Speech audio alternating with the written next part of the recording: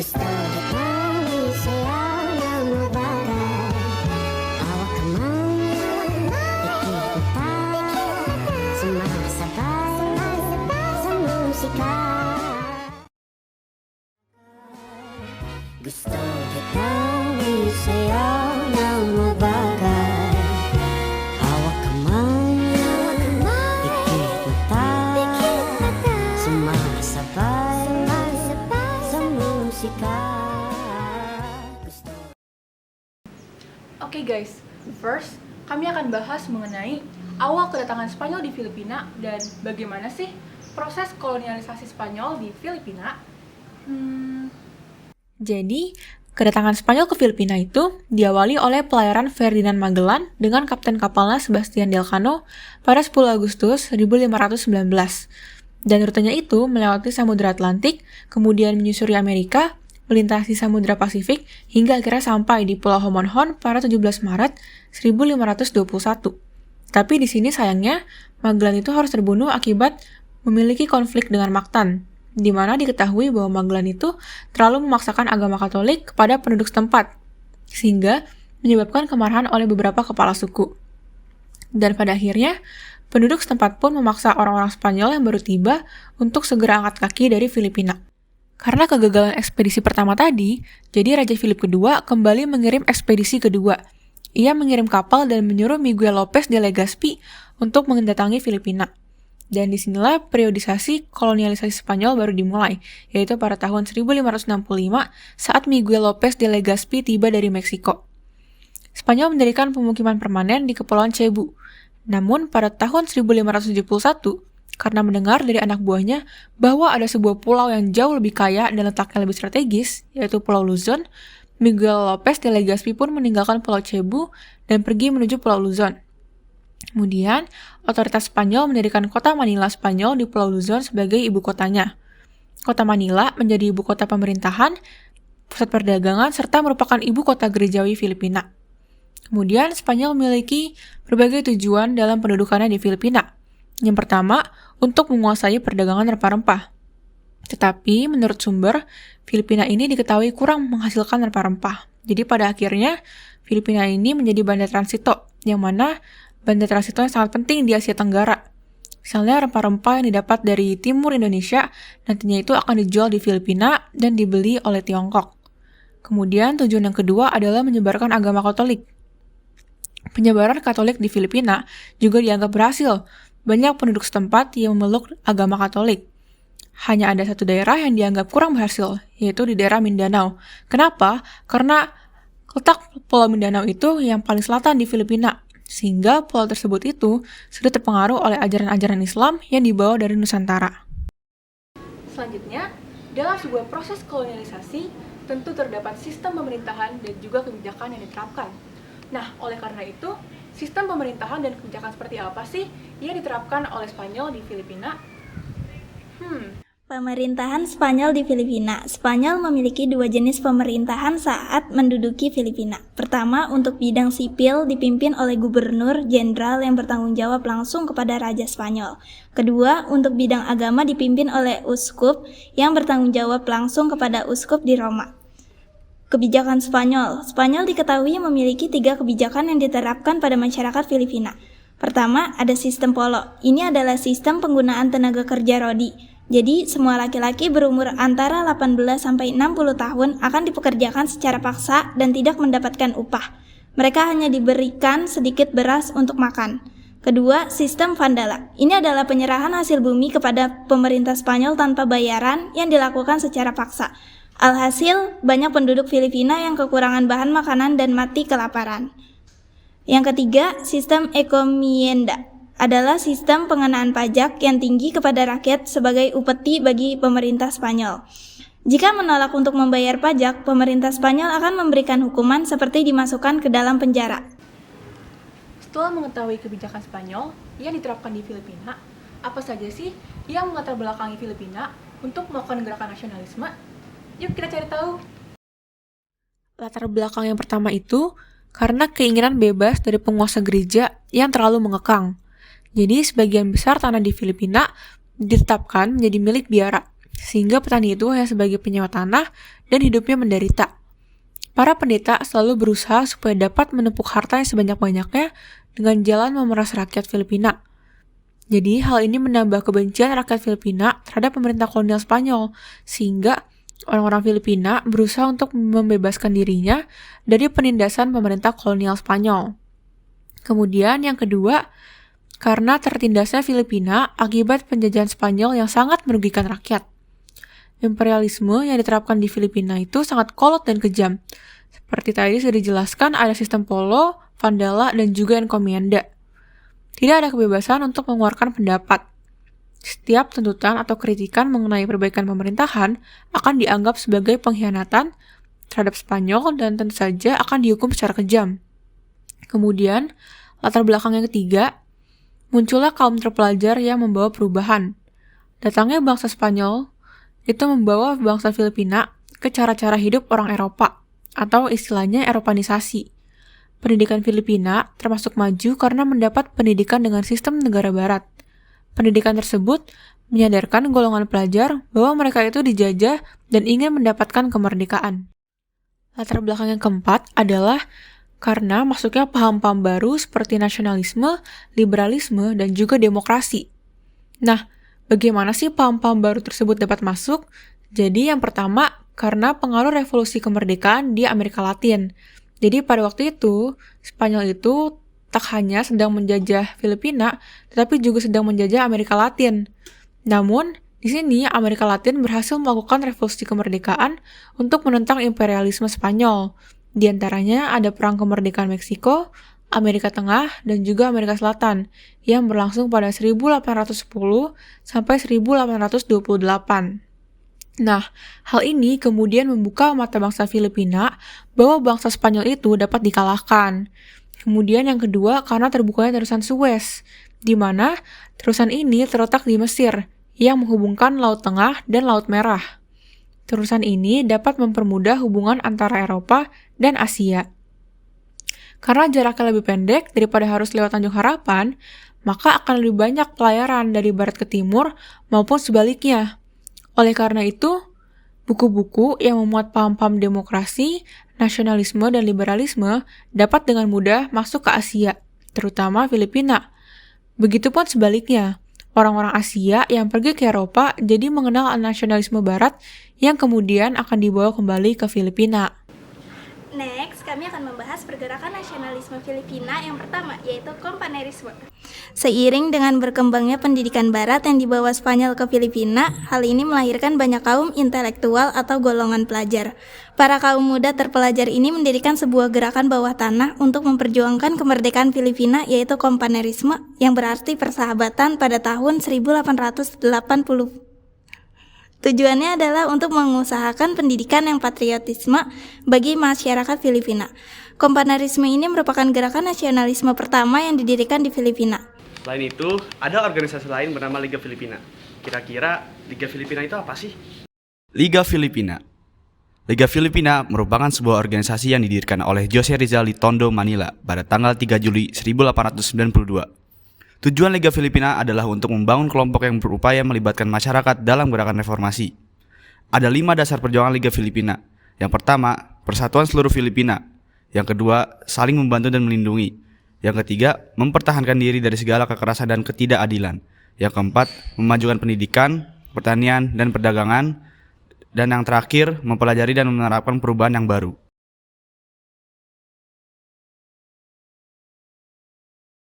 Jose Rizal merupakan seorang reformis terkenal dari Filipina.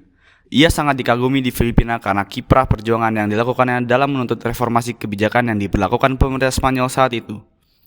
Jose Rizal dimulai dengan menulis novel Noli Me Tangere dan El Filibusterismo. Isinya menggambarkan perlakuan pemerintah Spanyol terhadap rakyat Filipina. Pergerakan nasionalisme Filipina yang terakhir yang akan kami bahas yaitu Katipunan. Katipunan. Sebelum kita masuk ke latar belakang berdirinya, sebenarnya Katipunan itu apa sih? Jadi, Katipunan itu merupakan sebuah organisasi di Filipina yang bertujuan untuk memperoleh kemerdekaan dari penjajahan Spanyol melalui gerakan revolusi yang dipelopori oleh Deodato Arellano, Ramon Basa, dan Andres Bonifacio. pada 1892, di mana mulanya organisasi ini bersifat rahasia hingga mulai diketahui pada 1896 dan menyebabkan terjadinya revolusi Filipina. Kemudian revolusi tersebut membuat kewalahan pemerintah kolonial Spanyol dan melahirkan perjanjian Biak-Nabato pada 1897 sebagai upaya meredam revolusi. Oke, udah tahu ya Katipunan itu apa? Sekarang kita masuk ke latar belakang berdirinya Katipunan. Jadi, Filipina ini dikuasai Spanyol sejak 1521. Pada 1890-an, rakyat benar-benar muak dengan penjajahan yang dilakukan terhadapnya. Mulai saat itu, rakyat Filipina ingin merdeka dari Spanyol dan mendirikan pemerintahan secara mandiri. Pembicaraan terkait reformasi dan sikap kritis terhadap pemerintahan kolonial Spanyol mulai jadi topik di kalangan intelektual muda di Filipina. Meski tidak secara langsung mengajurkan kemerdekaan, ketika menjadi mahasiswa di Madrid, Jos mulai mengkritik segala kebijakan Spanyol di Filipina. Sepulang dari Madrid, Spanyol pada 1892, Jos mendirikan gerakan reformis bernama Liga Filipina di Manila. Usaha Jos Rizal direspon oleh pemerintah kolonial Spanyol dengan menangkap dan mengasingkan ke Dapitan sebelah barat Laut Mindanao. Penangkapan Jos Rizal mengejutkan dan mematik amarah rakyat Filipina yang selaras dengan pemikirannya. Merespon penangkapan Jos Rizal, pada 7 Juli 1892, sekelompok intelektual seperti Andres Bonifacio bersama Valentin Diaz, Teodoro Plata, Ladislao Deodato Arellano, dan beberapa lainnya mendirikan sebuah gerakan rahasia bernama Katipunan di Tondo, Manila. Selain organisasi, Filipina juga melakukan gerakan nasionalisme melalui pertempuran. Pertempuran apa aja sih? Yuk kita bahas. Yang pertama, ada pertempuran Imus.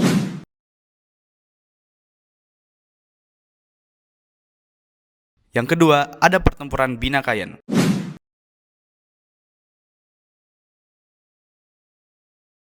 Yang ketiga, ada pertempuran Alapan.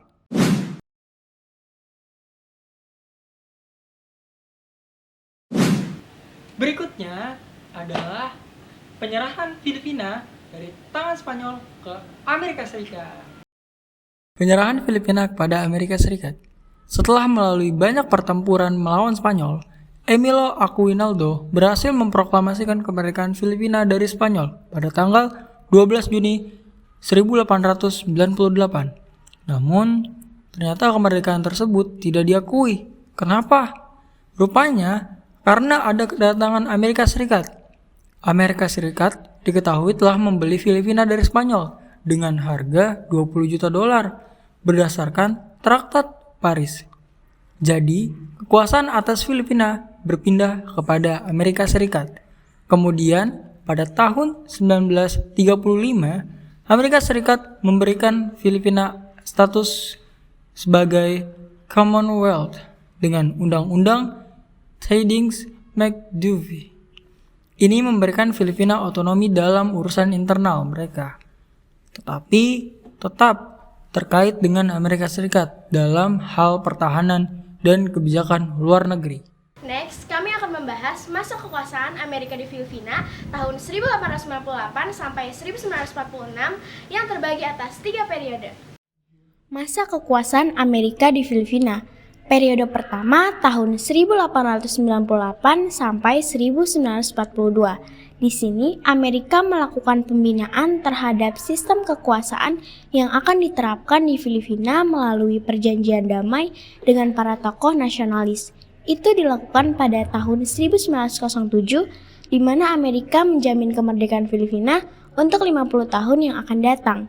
Nah, karena ini waktunya sangat lama, maka nanti pada tahun 1919, delegasi Filipina yang dipimpin oleh Manuel Quezon pergi ke Amerika. Ia ingin menuntut kemerdekaan penuh atas Filipina.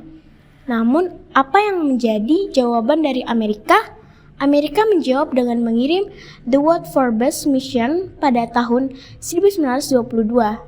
Dan isinya pun sangat mengecewakan masyarakat Filipina karena mereka dikatakan belum mampu untuk merdeka. Periode kedua, tahun 1942 sampai 1945, Nah, ini merupakan periode Perang Dunia Kedua. Amerika mengalami kekalahan perang di Pasifik dan Filipina kemudian dikuasai oleh Jepang untuk sementara waktu. Periode ketiga tahun 1945 sampai 1946. Dan di sini Jepang mengalami kekalahan dari sekutu yang berarti kekuasaan Amerika kembali masuk ke Filipina. And the last one, kami akan membahas kemerdekaan Filipina dari Amerika Serikat.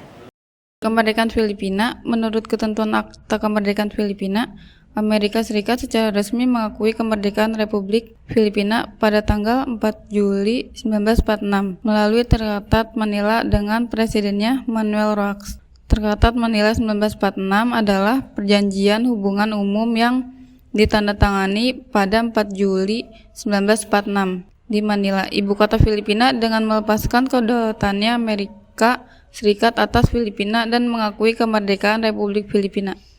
Perjanjian tersebut ditandatangani oleh Komisaris Tinggi Paul McNaught sebagai wakil dari Amerika Serikat dan Presiden Manuel Roxas sebagai wakil dari Filipina. Selain kemerdekaan, traktat tersebut juga berisi tentang hak pertahanan, hak kekuasaan ekonomi, dan kewarganegaraan yang dimiliki oleh Filipina. Dalam pertahanan, meskipun Filipina meraih kemerdekaan penuh, traktat tersebut menegaskan bahwa Amerika Serikat memiliki hak untuk menjaga kepentingan pertahanan di Filipina.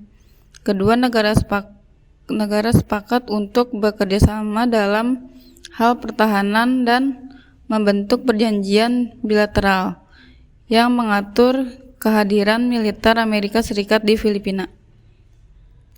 Dalam hal ekonomi, Amerika Serikat berkomitmen untuk memberikan hak-hak istimewa dalam perdagangan dan perlindungan bagi barang-barang Filipina di pasar Amerika Serikat.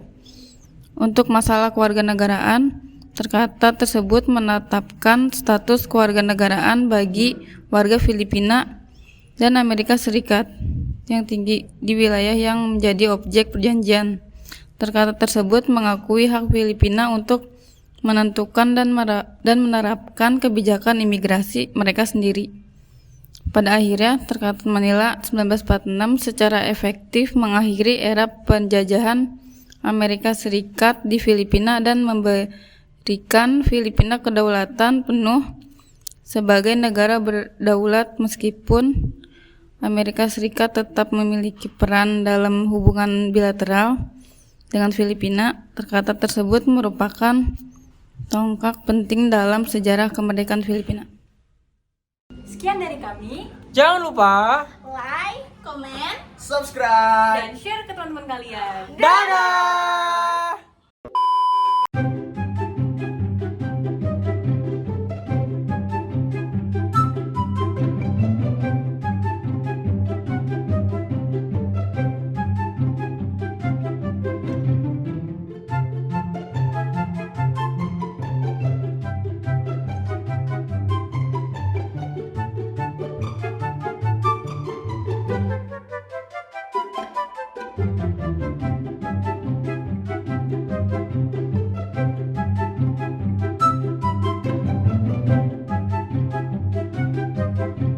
Filipin!